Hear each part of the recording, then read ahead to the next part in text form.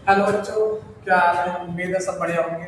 ठीक है, आज देखिए हम लोग पढ़ने जा रहे हैं ऑर्गेनिक केमिस्ट्री में जो हेलो एल्केन हेलो एरन है उसका एक मतलब इम्पोर्टेंट पार्ट। ठीक है, जो मतलब सॉल्वेंट यूज करे जाते हैं SN1 SN2 में या E1 E2 में। ठीक है, जैसा कि मुझे पता है कि ज्यादातर बच्चे जो होते हैं ये सॉल्वेंट्स को मेनली रखने की कोशिश करते हैं। ठीक है, क्योंकि क्या पोलर प्रोटिक होता है, क्या पोलर ए प्रोटिक होता है, ये बच्चों को ज्यादातर नहीं समझ आता है। आइए हम लोग इसके बारे में ना अच्छे से पढ़ेंगे, बिल्कुल एक साथ। ठीक है, हमारे पास यहाँ पे SN1 रिएक्शन है और SN2। जहां तक हमने पढ़ा है कि जो SN1 रिएक्शन होती है उसमें हम लोग यूज करते हैं पोलर प्रोटिक सॉल्वेंट, और SN2 में भी यूज करते हैं पोलर ए प्रोटिक सॉल्वेंट। अगर SN1 रिएक्शन की बात करें तो उसमें क्या होता है, हम लोग एल्कोहल लेते हैं, ठीक है, सॉरी एल्किल हैलाइड लेते हैं। ठीक है, और इसकी रिएक्शन जब हम लोग किसी भी बेस से कराते हैं, ठीक है, तो यहां से ये क्या करता है कि सबसे पहले यहां से Cl निकलता है। Cl निकलने के बाद यहाँ पे कार्बोकैटायन का फॉर्मेशन होता है। जब इसमें कार्बोकैटायन का फॉर्मेशन होता है तो यहां से H2O से OH न्यूक्लियोफाइल जनरेट होता है और वो इस पर अटैक करके तुम्हारा बनाता है अल्कोहल। ठीक है, तो ये जो रिएक्शन है इसको हम लोग SN1 रिएक्शन बोलते हैं। ठीक है, और इसमें कार्बोकैटायन का फॉर्मेशन होता है। ठीक है, और टू स्टेप रिएक्शन होती है। कितने रिएक्शन? To step reaction. ठीक है, ये चीज समझ आए? अच्छा बेटा, ये रिएक्शन यहां तक पहुंच रही है, फिर यहां से यहां पे आ रही है। ठीक है, तो कुछ तो ऐसा सॉल्वेंट होगा जहां पे ये रिएक्शन प्रोसीड हो रही है। ठीक है, देखिए जो इसमें हम लोग सॉल्वेंट यूज करते हैं, इस रिएक्शन में जो सॉल्वेंट यूज करते हैं उसे बोलते हैं पोलर प्रोटिक। ठीक है, सॉल्वेंट। ठीक है, अब क्या होता है पोलर, क्या होता है प्रोटिक, और पोलर प्रोटिक इस रिएक्शन में ऐसा क्या करते हैं जिसकी वजह से रिएक्शन प्रोसीड होती है? देखिए बेटा, पोलर का मतलब होता है जिसके दो डिफरेंट पोल हो। ठीक है, और आपको पता है कि यहाँ पे ये जो बॉन्ड है, ठीक है, RCl का, ये एक इलेक्ट्रोस्टैटिक बॉन्ड है। जो RCl का जो बॉन्ड होगा ये कैसा बॉन्ड होता है? इलेक्ट्रो स्टैटिक बॉन्ड होता है, और ये काफी स्ट्रॉन्ग होता है। ठीक है, और ये टूटेगा जरूर। ठीक है, क्योंकि भाई क्लोरीन जब तक ये बॉन्ड टूटेगा नहीं तो क्लोरीन इसके इलेक्ट्रॉन लेके नहीं जा पाएगा, इलेक्ट्रॉन इसके जाएंगे नहीं तो यहाँ पे कार्बोकैटायन का फॉर्मेशन नहीं होगा। अब ये बॉन्ड टूटे कैसे? ठीक है, तो बेटा जो पोलर होता है, ठीक है ना, जो वाटर पोलर है इसके पास एक डाइइलेक्ट्रिक कांस्टेंट की प्रॉपर्टी होती है। कौन सी? Dielectric constant.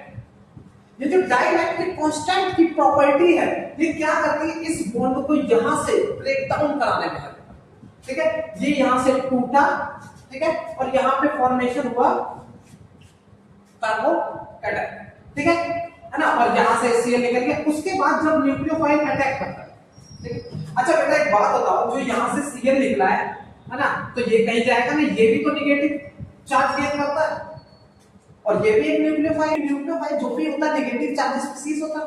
अब बेटा ये Cl भी तो इस पे अटैक कर सकता है। अगर ये Cl अटैक कर देगा तो OH बन ही नहीं पाएगा, और यहाँ पे जो OH बनना है, ठीक है, तो ये सब्स्टिट्यूशन तो क्लोरीन का हो ही नहीं पाएगा क्योंकि ये भी नेगेटिव है। ठीक है, ये भी तो अटैक कर सकता है, जरूरी थोड़ी ना कि OH ही करे, ऐसी कोई कंडीशन है क्या? ठीक है, Cl भी कर सकता है, लेकिन यहीं पे जो काम आता है प्रोटिक का, यहीं पे जो मेन काम होता है प्रोटिक का। सही, प्रोटिक। प्रोटिक का मतलब जिसके पास एक्टिवेटेड प्रोटॉन हो। क्या होंगे? Activated proton. ठीक है, एक्टिवेटेड प्रोटॉन होंगे। ठीक है, जैसे कि हमने वाटर लिया यहां पे, ठीक है, तो वाटर क्या है? इधर H, इधर भी H। ठीक है, दोनों के पास क्या है? Plus charge. अब ये देखिए जो मेन काम होता है इसका होता है जब ये Cl है क्लोरीन, इससे जब अलग हो जाता है तो ये जो प्रोटिक है इसके जो हाइड्रोजन है इसको चारों तरफ से इस तरीके से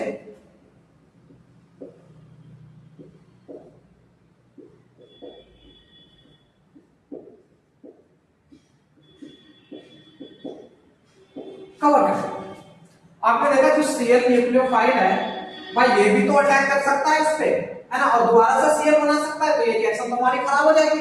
तो इसमें जो मेन काम होता है प्रोटीन का होता है, ये क्या करता है, Cl को चारों तरफ से कवर कर लेता है। जब ये Cl को, क्लोरीन को चारों तरफ से कवर कर लेगा तो ये तो बन गया।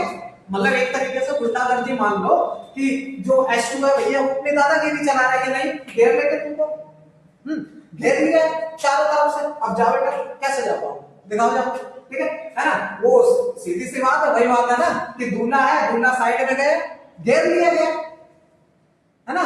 वो तो है ना लौंडे 5-6, है ना, क्या करते हैं, घेर लिया। अब अपना जो उसका साथी जिसको जाना था उसको भेज दिया कि जाइए आप अटैक करिए और अपनी बॉन्डिंग करिए, ठीक है। तो इसका जो मेन काम है प्रोटीन का, वो यही है, न्यूक्लियोफाइल जो रिलीज हुआ है, टूटा है, उसको घेरना, ठीक है।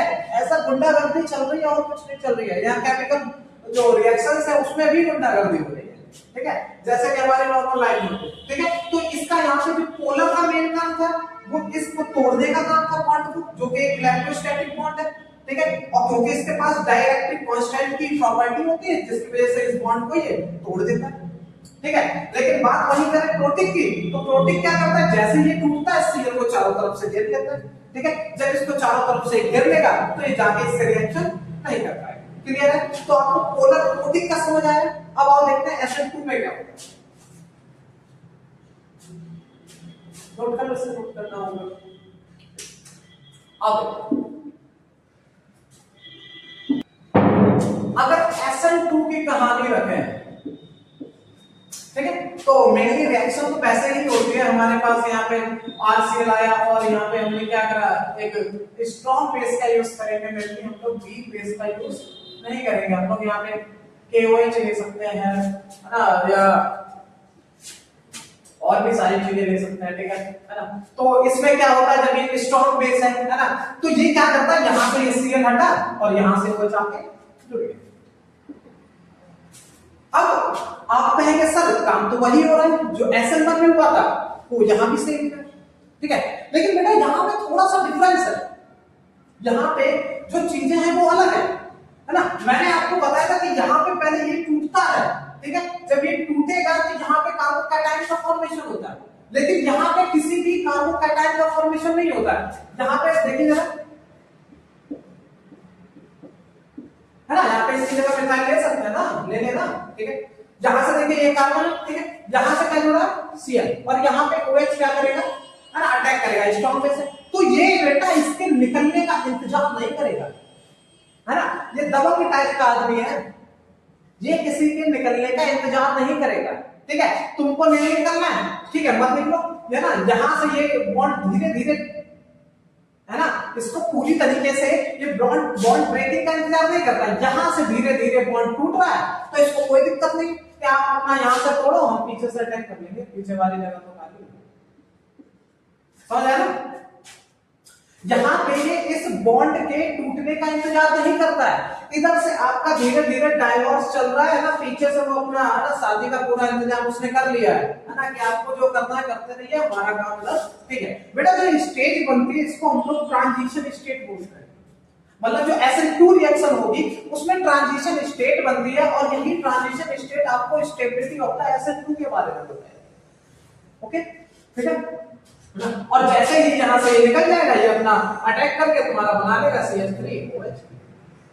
हाँ, पीछे से अटैक करता है तो इसमें मेनली जो प्रोडक्ट बनता है वो कैसा बनेगा, इन्वर्जन, है ना। SN1 में रिटेंशन और इन्वर्जन दोनों बनेंगे, और यहाँ पे सिर्फ इन्वर्जन प्रोडक्ट बनता है। अब यहाँ पे function of polar A protein, वहां पे हमारा था प्रोटीन और यहाँ पे ए प्रोटीन, थोड़ा सा डिफरेंट है, ठीक है। अब इसको समझते हैं, पोलर ए प्रोटीन, पोलर को आपको समझ आ गया, हैव द डाइलेक्ट्रिक कांस्टेंट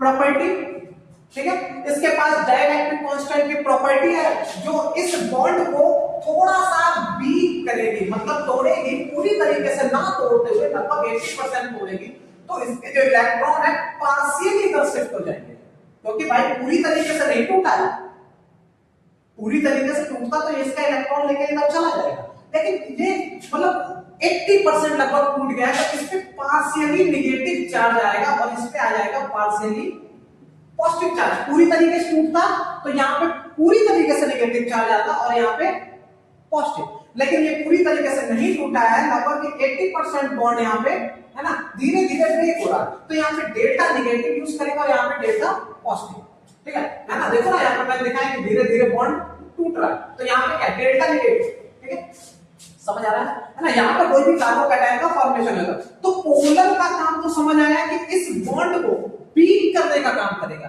तोड़ेगा नहीं, तोड़वाएगा नहीं।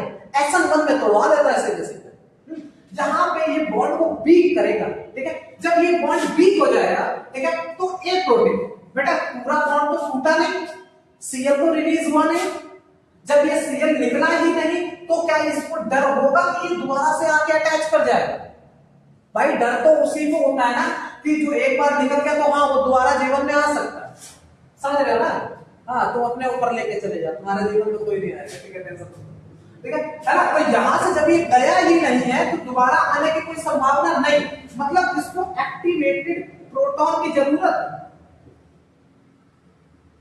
ना, बिल्कुल नहीं भाई, घेरना ही नहीं है, किसी को नहीं गिरवाना, हमारा आराम से काम चल रहा है, खुद ही दबाऊंगा, ठीक है। स्ट्रॉन्ग बेस है, ठीक है। इधर से ये बॉन्ड टूटेगा, हमको कोई दिक्कत नहीं, टूटे चाहे ना टूटे, केस चल रहा है, कोई दिक्कत नहीं, 6 महीना भी चलता है, चल रहा है, ठीक है। इधर से ये धीरे धीरे टूट रहा है, हम अपना उधर पीछे साइड से बॉन्डिंग कर लेंगे, ठीक है, समझ आएगा ना। तो यहाँ पे पोलर एप्रोटिक सॉल्वेंट यूज हुआ है। एप्रोटिक का मतलब कि यहाँ पे इसके पास कोई भी एक्टिवेटेड प्रोटॉन नहीं है और इसको जरूरत भी नहीं है, ठीक है ना। तो SN1 में हमने यूज करा था पोलर प्रोटिक सॉल्वेंट का और SN2 में हमने पोलर एप्रोटिक में। अगर SN1 की बात करें तो वहां पे कार्बोकैटायन का फॉर्मेशन हुआ था, जबकि SN2 की बात करें तो वहां पे ट्रांजिशन स्टेट का फॉर्मेशन हुआ था, ठीक है। अगर SN1 की बात करें तो वहां पे रिटेंशन इन्वर्जन दोनों प्रोडक्ट बन रहे थे, जबकि SN2 की बात करें तो वहां पे इन्वर्जन प्रोडक्ट बनता है, ठीक है। उसकी भी कंडीशन होती है SN1 में अगर रिटेंशन एंड इन्वर्जन दोनों बन रहे तो उसमें कायरल कार्बन होना चाहिए, ठीक है। स्टेबिलिटी ऑफ द SN1 के हम लोग देखेंगे तो मेनली 3 डिग्री ज्यादा स्टेबल होता है, फिर 2 डिग्री, फिर 1 डिग्री होता है। अगर SN2 की बात करें तो उसमें 1 डिग्री ज्यादा स्टेबल होता है ना। उसका रीजन ये है ना कि अगर यहाँ पे मैं अगर 3-4 गांठ लगा दूं ऐसे इस तरीके से,